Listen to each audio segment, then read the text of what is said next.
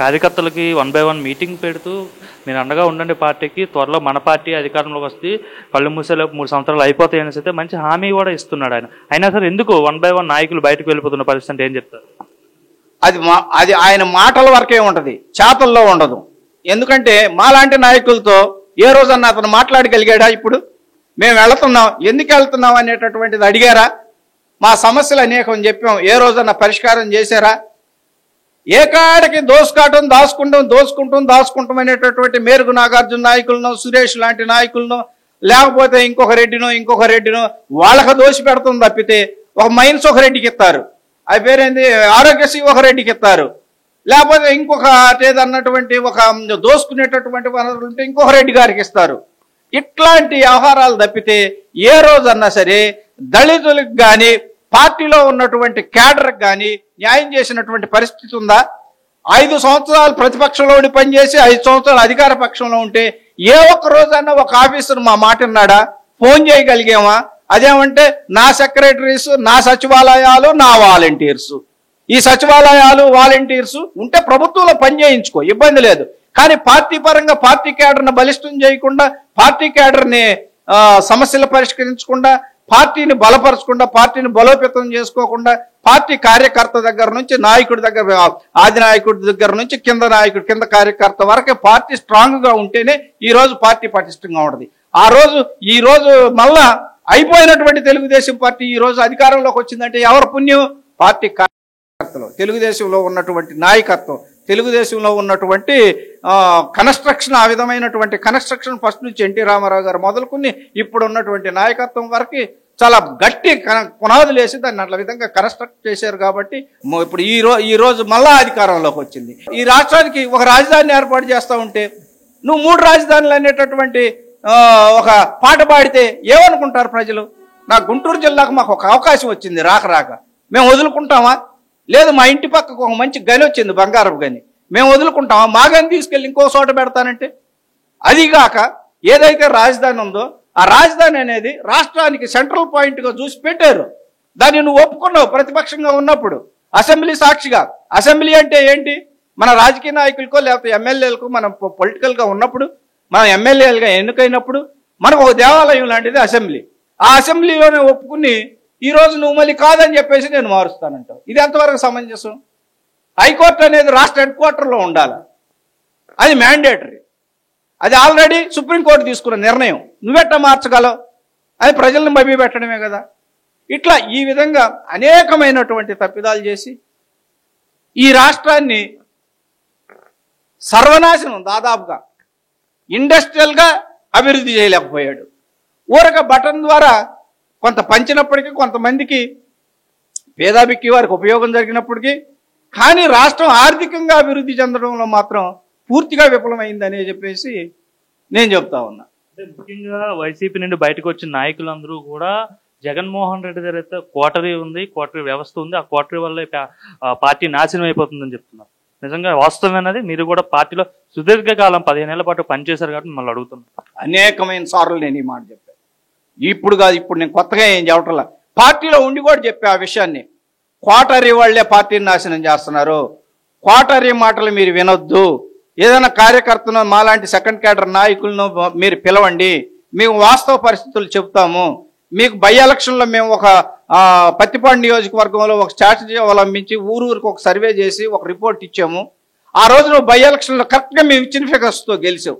అట్లాంటిది తీసుకో తప్పితే మీరు క్వార్టరీ మేము ఇచ్చినటువంటి నిర్ణయాలను మీ దగ్గర క్వార్టరీ తీసుకొచ్చేలాగా పూర్తిగా మార్చేసి మీకు తప్పుడు యొక్క సమాచారం ఇస్తుందని చెప్పేసి క్వార్టరీ మీద అనేకమైన సార్లు నేను వీడియోల్లో కూడా మాట్లాడాను, సోషల్ మీడియాలో కూడా మాట్లాడాను. క్వార్టరీ అంటే ఎవరున్నారు? క్వార్టరీ సజ్జల రామకృష్ణారెడ్డి గారు, చుట్టూ ఉండేటటువంటి క్వార్టరీ, కేఎన్ఆర్, ధనంజయ రెడ్డి గారు, అప్పిరెడ్డి గారు, అంతా వీళ్ళే. వీళ్ళు ఒక వ్యక్తిని మంచోడు కాదు, లేదా ఒక కుక్కని పిచ్చి కుక్క అని చెప్పేసి చంపుతూ ఉంటారు చూడు. ఇప్పుడు మాణిక్వర ప్రసాద్ గారు ఉన్నారు, ఈ రాష్ట్రం అంతా తెలుసు ఆయన గురించి. ఆయన ఎంత నిజాయితీపరుడో, మచ్చలేని నాయకుడు. దళితుల్లో ఆయనకున్నటువంటి ఫాలోయింగ్ ఏ దళిత లీడర్కి దాదాపుగా ఉండదు. ఆయనకు అన్ని పార్టీల్లో కూడా అభిమానం ఉన్నటువంటి నాయకులు ఉంటారు, అన్ని కులాల్లో కూడా అతని పట్ల అభిమానం ఉంటుంది. అతనికి ఏ రోజు కూడా అవినీతి మార్క్ అనేది లేదు. అలాంటి నాయకుడిని తీసుకొచ్చి మేము మీకు పెద్దపీట వేస్తామని చెప్పేసి ఈ కోటరీ చెప్పినటువంటి మాటలు, తప్పుడు మాటలన్నీ విని ఈ కోటరీకి సంబంధించినటువంటి క్యాండిడేట్స్కి టికెట్లు ఇప్పించడం కోసం ఆయన్ని మోసం చేసి బయటికి గెంటేశారు. ఇది ఇది ఇది బెస్ట్ ఎగ్జాంపుల్ అన్నమాట. ఆ కోటరీలో ఉండేవాళ్ళు ఆ నలుగురు కలిసి జగన్మోహన్ రెడ్డి గారిని ఏ విధంగా తప్పుదోవ పట్టించాలో ఆ విధంగా తప్పుదోవ పట్టించడానికి ముందుగానే ప్లాన్ చేసుకుంటారు. జగన్మోహన్ రెడ్డి కూడా ఎమ్మెల్యేలు కావచ్చు, నాయకులు కావచ్చు, పార్టీ క్యాడర్ని కూడా కలవలేదు గత 5 ఏళ్ళు అని చెప్తున్నారు. వాస్తవమేనా? వాస్తవమే కదా. దాని యొక్క పర్యవసానమే కదా ఈరోజు 11 సీట్లు. ప్రజాస్వామ్యంలో ఎమ్మెల్యే ఉండాలి, కార్యకర్త ఉండాలి, జిల్లా ప్రెసిడెంట్ ఉండాలి, జిల్లా పరిషత్ ప్రెసిడెంట్ ఉండాలి, కౌన్సిలర్ ఉండాలి, కార్పొరేటర్ ఉండాలి, మేయర్ ఉండాలి. అంతేగాని నేను ఒక్కడే ముఖ్యమంత్రిని, నేను చెప్పినట్టు రాష్ట్రం అంతా జరగాలి, రాజకీయ పరిపాలన జరగాలంటే కుదరదు కదా. ప్రజల్లో నుంచి వచ్చారు ఎవరు? ఎమ్మెల్యేలు కూడా ప్రజల చేతకు వెన్నుకోబడ్డ వాళ్ళేగా. ఆ ప్రజల యొక్క సమస్యలు తీర్చాలంటే నిన్ను ఈ ఎమ్మెల్యేలంతా ఎన్నుకుంటేనేగా నువ్వు ముఖ్యమంత్రి అయింది. కాబట్టి ఎమ్మెల్యేని పిలిచి మీ సమస్యలు ఏంది, మీ నియోజకవర్గంలో ఏ సమస్యలు ఉన్నాయి అని చెప్పేసి మరి మాట్లాడేటటువంటి అవకాశం కల్పించాలి కదా. మీరేం నియంత కాదు, మీరేం రాజులా పరిపాలించడానికి రాజుగా ఎన్నుకోవాలా మిమ్మల్ని. మీది ఒక డెమోక్రసీ. ప్రజాస్వామ్యంలో మనం టాప్ టు బాటం ప్రజాస్వామ్యబద్ధంగా రాజ్యాంగబద్ధంగా ఎన్నికయ్యి నువ్వు రాజ్యాంగబద్ధంగా పరిపాలన చేస్తానన్నప్పుడు నువ్వు ఎమ్మెల్యేకి ఎందుకు ఇంటర్వ్యూ ఇవ్వు, మంత్రికి ఎందుకు ఇంటర్వ్యూ ఇవ్వు? ఆ 4-5 కోటరీ చెప్పిన విషయాన్నే నువ్వు కన్ఫర్మ్ చేసి వీళ్ళ మీద రుద్దుతావా? ఈరోజు ఏమైంది పరిస్థితి ఒకసారి వెనక్కి చూసుకోవాలి కదా. మళ్ళీ పార్టీలో కూడా వాళ్ళకే మళ్ళీ ఇప్పుడు పెద్ద పెట్టేసి నువ్వు వాళ్ళని ముందుకు పంపితే చీ అన్న వాళ్ళని మళ్ళీ ఈరోజు పొలిటికల్ అఫైర్స్ కమిటీలో వేసి దానికి లీడర్గా మళ్ళీ ఆ దొంగలనే పెట్టేస్తే మరి ఏ విధంగా పార్టీ ముందుకు నడుపుతాం? ఆ పార్టీని ఏ విధంగా నమ్మాలి? ఆ పార్టీలో ఏ విధంగా మేము ఉండాలి? పార్టీలో నెంబర్ 2 అని చెప్పుకున్న వ్యక్తి విజయసాయి రెడ్డి, అట్లాంటి వ్యక్తి కూడా బయటకు రావడం కారణం ఏంటి, ఏం చెప్తారు? క్వార్టరే అంటే ఆయన కూడా క్వార్టరీలో క్వార్టరీ కొంచెం ఆయన ఢిల్లీలో ఉండడం వల్ల ఆయన మీద కూడా అదే ఈ క్వార్టరీలో ఉన్న వాళ్ళు కొంతమంది ఉన్నారు.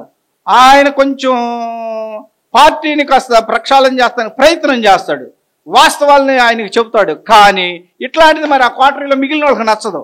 కాబట్టి ఆయన్ని కూడా ఈ విధంగానే ఏదో ఒకటి చెప్పేసి ఆయన్ని కూడా బయటకు పంపడానికి కారణమైన. అది నేను చెప్పేది కదా, ఆయనే చెప్పాడు. ఆయన టాప్ 1 టాప్ 2లోనే ఉండేవాడు కదా ఈ క్వార్టరీలో. మరి ఈరోజు వచ్చి ఆయనే బయటికి అసలు ఈ క్వార్టరీ మూలనే ఈ పార్టీ ఇంత సర్వనాశనం అయిపోయిందని చెబుతున్నాడు కదా. పార్టీ సర్వనాశనం అయిపోయి క్వార్టరే కాదు, అసలు పార్టీ కన్స్ట్రక్షన్ లేదు ముందు.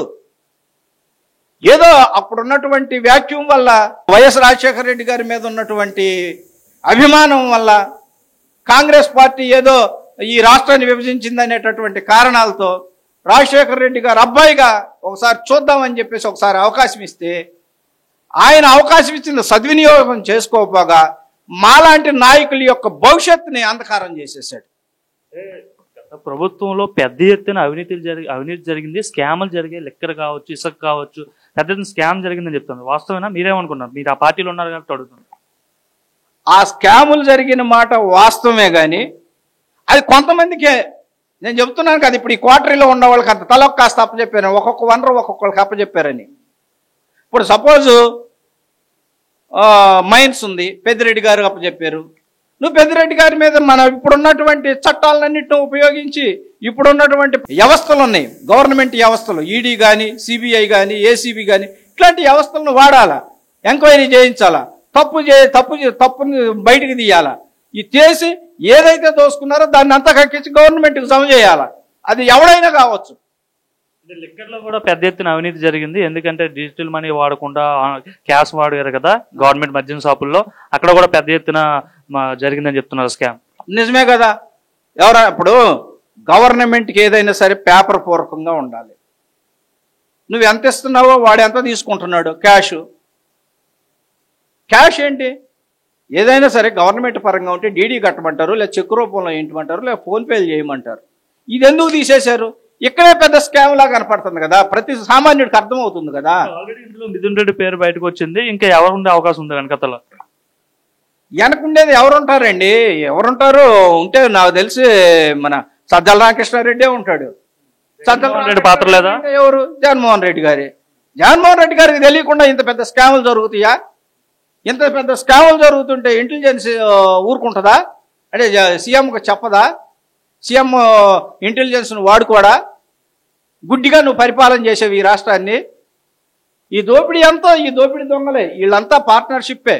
ఈ పార్ట్నర్షిప్ ప్రకారమే పంచుకుని ఉంటారు నాకు తెలిసి. అయితే ఒక్కొక్కళ్ళ మీద ఇది చేయాలి. ఇప్పుడు భారీ స్కాములు ఉన్నాయి. ఇంకా సోషల్ వెల్ఫేర్ డిపార్ట్మెంట్ అయితే ఒక లాస్ట్ 3 years అయితే అసలు దోసేసుకోవడమే. ఈవెన్ సస్పెండ్ అయినటువంటి లెక్చరర్స్ని ప్రిన్సిపల్స్ కూడా పోస్టులు ఇచ్చారు. అవి డబ్బులు తీసుకుని పోస్టులు ఇచ్చాడు నాగార్జున అని చెప్పేసి పూర్తి సమాచారం ఉంది గవర్నమెంట్ దగ్గర. ఈరోజు ఎంక్వైరీ చేస్తే అతను ఆస్తి ఇంతకుముందు ఎంత, ఇప్పుడు ఎంత, ఎక్కడెక్కడ ఆస్తులు కొన్నాడు. ఈరోజు హైదరాబాదు విశాఖపట్నంలో అతను బ్రహ్మాండంగా రియల్ ఎస్టేట్ చేస్తున్నాడు. ఎక్కడి నుంచి వచ్చినాయి డబ్బులు నీకు? నువ్వు ఆఫ్టర్ ఆల్ ఒక లెక్చరర్గా పనిచేసేవాడు విశాఖపట్నంలో, నీకు ఎక్కడి నుంచి వచ్చినాయి ఆస్తులు, ఇన్ని ఆస్తులు?